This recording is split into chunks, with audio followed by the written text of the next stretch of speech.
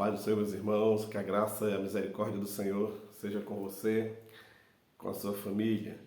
Estamos começando mais um subsídio para a nossa Escola Bíblica Dominical, sendo a última lição deste segundo trimestre de 2023.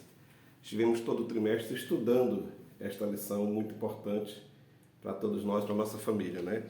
Relacionamento em família, superando desafios e problemas com exemplos da palavra de Deus.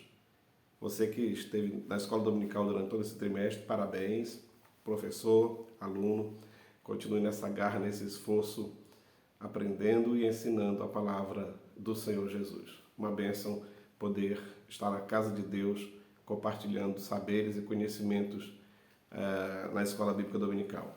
E a lição de hoje, a lição de número 13, para 25 de junho de 2023, a amizade de Jesus com uma família de Betânia. Eu já quero aproveitar e mandar meu abraço ao pastor Ednei Rocha, missionário Iramar, aí governador Edson Lobão.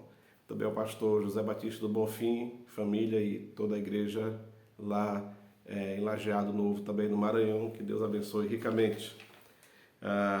O textuário da nossa lição diz assim: Ora, Jesus amava a Marta e a sua irmã e a Lázaro, João 11:5.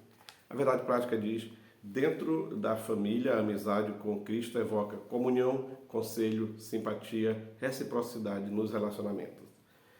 A leitura bíblica em classe encontra-se em Lucas 10, 38 a 42, João 11, 5 e também o versículo 11. Diz assim: E aconteceu que, indo eles de caminho, entrou numa aldeia e certa mulher por nome Marta o recebeu em sua casa. E tinha esta uma irmã chamada Maria, a qual, assentando-se também aos pés de Jesus, ouvia a sua palavra. Marta, porém, andava distraída em muitos serviços e, aproximando-se, disse: Senhor, não te importas que minha irmã me deixe servir só? Dize-lhe, pois, que me ajude. E respondendo Jesus, disse-lhe: Marta, Marta, estás ansiosa e afadigada com muitas coisas, mas uma só é necessária, e Maria escolheu a boa parte, a qual não lhe será tirada. Ora, Jesus amava Marta e a sua irmã e a Lázaro. Assim falou e depois disse-lhe: Lázaro, o nosso irmão, dorme, mas vou despertá-lo do sono. Na verdade, o texto diz: Lázaro, o nosso amigo, dorme, mas vou despertá-lo do sono. Há algumas situações que aconteceram no ministério de Jesus foram muito marcantes e por isso foram registradas. Nem tudo foi registrado durante o período do ministério terreno de Jesus, mas o que foi registrado realmente fez toda uma diferença. E o registro da amizade de Jesus com aquela família de Betânia foi registrado exatamente porque os escritores bíblicos, os evangelistas, viram que realmente valia a pena registrar e também foi uma orientação do Espírito Santo, porque eles não fizeram nada do que está na Bíblia foi por vontade de homem algum. Então o Espírito Santo orientou a colocar. Aí nós vemos a importância de se ter amigos, de se ter amizade. E amizade com Jesus, melhor ainda, né? Quando cultivamos uma relação sincera e verdadeira com o nosso Senhor, podemos desfrutar do mais precioso relacionamento familiar regado de amor que brota da relação com Jesus. A palavra-chave da lição é amizade. E diz assim a introdução: a amizade é um dos bens mais preciosos da vida. Nesta lição estudaremos a relação de amizade de Jesus com a família de Marta, Maria e Lázaro. É uma história especial que nos ensina preciosas lições de como desfrutar de um relacionamento de santa amizade com o Senhor Jesus. O primeiro tópico nos fala que Jesus tinha uma vida social. Jesus foi um ser social, ele era sociável. Tão sociável que até as crianças queriam chegar e tocar nele, sentar talvez nas suas pernas. Os discípulos quiseram impedir, achando que elas talvez atrapalhariam alguma coisa. Jesus diz: opa, faça isso não. Deixai vir a mim os pequeninos, não impeçais, pois dos tais é o reino de Deus. Então, quando criança quer chegar perto de um adulto, entende-se que esse adulto não é carrancudo, não é fechado, só riu para elas e tudo mais. Assim eu entendo. Então Jesus era sociável. E dentro dessas amizades que Jesus conquistou uma família na pequena cidade de Betânia e foi lá um certo dia. E ao chegar lá, uma das irmãs sentou-se aos pés de Jesus. Essa linguagem, sentar aos pés de Jesus, não imagine Jesus com as pernas tiradas e a pessoa sentada nos seus pés. Talvez alguém que não saiba abstrair como criança pode pensar assim. Mas assim, os professores naquele período, naquela época, sentavam-se numa plataforma um pouquinho acima do nível do chão, uns 40 centímetros talvez. Sentava mesmo, tá? Sentava no chão, só que era numa parte mais elevada. E as crianças ficavam na parte de baixo, sentadas também no chão. Bom, quando isso acontecia, a carinha da criança ficava mais ou menos na altura dos pés do professor. Por isso que o texto diz em Atos que Paulo foi ensinado aos pés de Gamaliel, porque os professores ficavam nessa plataformazinha um pouco mais alta. Então, quando o texto diz aí que Maria estava aos pés de Jesus, ela fez como uma criança, sentou-se no chão. Assentou-se para ficar olhando, provavelmente foi isso que aconteceu. E quem sabe Jesus estava mesmo sentado no nível mais alto do piso da casa, sei lá. Então ela foi ali como uma criança sedenta de querer aprender, de querer ouvir de Jesus. E essa foi a boa parte que Jesus falou.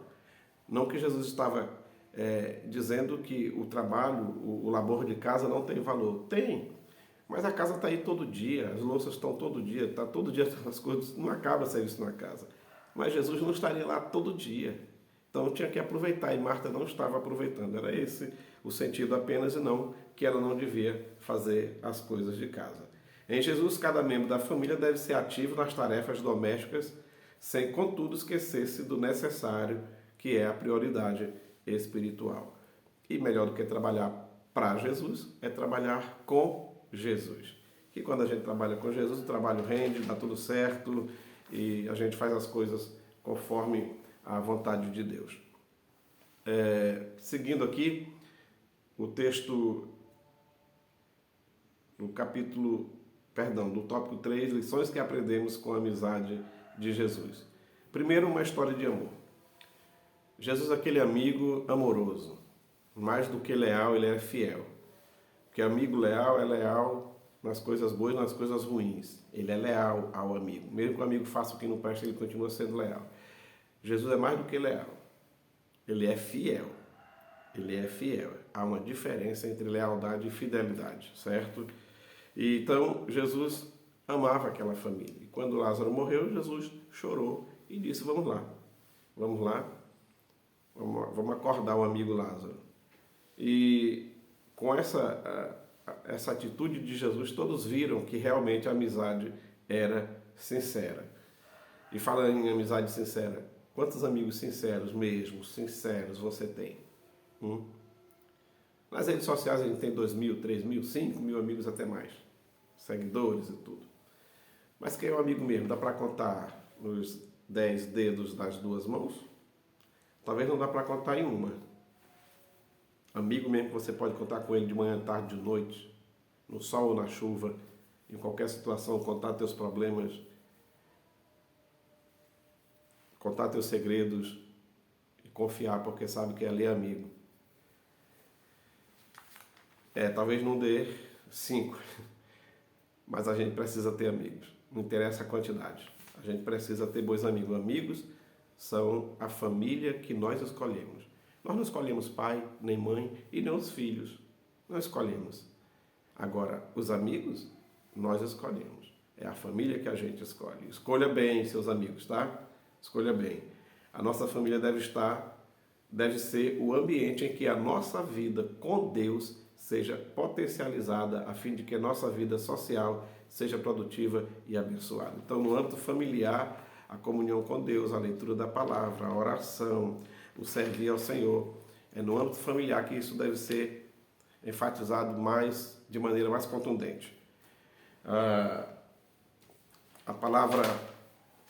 palavra de Deus, ela tem alguns textos que falam sobre amizade, como por exemplo, em 1 Samuel 18:3, fala da amizade de Davi e Saul. A amizade de Davi e Saul, e que produziu bons resultados mesmo depois Davi e Jonatas, filho de Saul. Davi e Jonatas, filho de Saul. E produziu bons resultados mesmo depois da morte de Jonatas.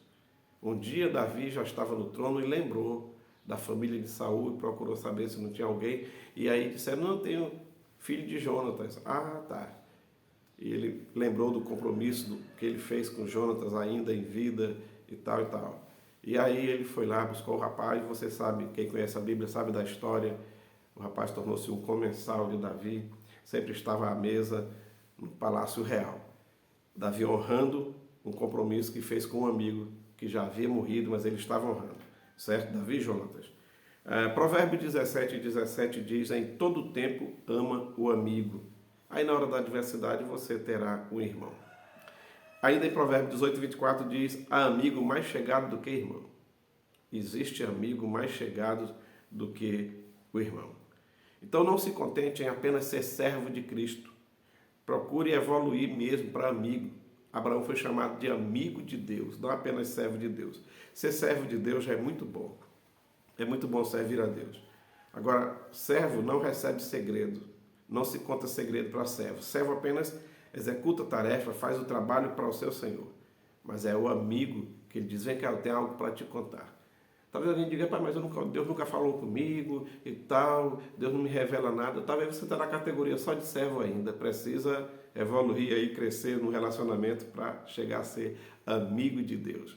Aí sim, certo? Aí o Senhor vai te contar segredos e revelar coisas que talvez você nunca imaginou que conheceria, inclusive quando estiver lendo a palavra, na hora que estiver lendo a Bíblia Sagrada, texto que você já conhece de muito tempo.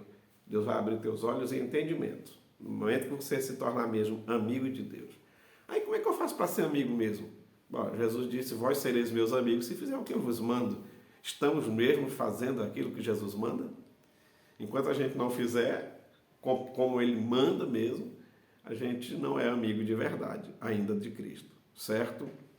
Mas para a gente concluir aqui, a palavra família vem do latim famulus. E o que é famulus? Famulus era o conjunto de servos, de escravos na casa. Interessante, né? 1, 2, 3, 4, 5, 10, não sei quantos. O tanto de escravos que tivesse numa casa, aquele grupo ali deles, o aglomerado deles era a família, o famulus. Só que, não apenas por ser escravo, eram escravos que eram comandados por alguém. Esses famulus, esses escravos, eram liderados por alguém, eram chefiados por alguém, eles tinham um chefe, tinham um senhor, tinham um dono, alguém que lhes mandava, que lhes dominava. Então só era família se tivesse. Mas depois isso aí andou, evoluiu para algo mais. Foi incluído no significado da palavra famulus não apenas os escravos, mas também os servos livres, a esposa e os filhos do senhor da casa, desse patriarca. Isso eu estou falando na Roma Antiga, certo? Então agora família, quando o cara dizia a minha família, ele estava falando da esposa dele, dos filhos dele, dos escravos dele e dos servos que eram livres e que trabalhavam na sua casa. Era como se fosse quase um patrimônio dele, tudo isso. A autoridade maior era dele e ele pronto, certo? Então essa família. Hoje, o pai de família não tem esse poderio todo como no período romano, da Roma Antiga. Mas nós temos um senhor, um dono, alguém que domina. A família cristã tem. Você sabe quem é? O nosso Pai Eterno, nosso Deus. Toda família cristã não faz as coisas aleatoriamente, como bem entender. Tudo nós precisamos da orientação e da bênção do Rei dos Reis e Senhor dos Senhores, para que essa família vá bem. E se você está passando problema na sua família, dificuldade, talvez teus sonhos morreram, quando chegou para Jesus a notícia que Lázaro morreu, ele disse, eu vou lá resolver a situação. Quero te dizer uma coisa, Jesus tem afeto pela tua família. Jesus ama a tua família. E Ele quer ver a tua família bem. Quer que você esteja bem, teu casamento esteja bem. Não desanime, siga em frente, amando a Jesus, fazendo a vontade de Deus. Que o Seu Deus nos abençoe. Uma ótima escola dominical. Até o próximo trimestre, com mais uma rica lição, com ensinos maravilhosos. Foi bom estar com vocês. Curta, compartilhe esse vídeo, passe para frente. Alcancemos mais pessoas com a bênção da palavra do Senhor. Um abraço, em nome de Jesus.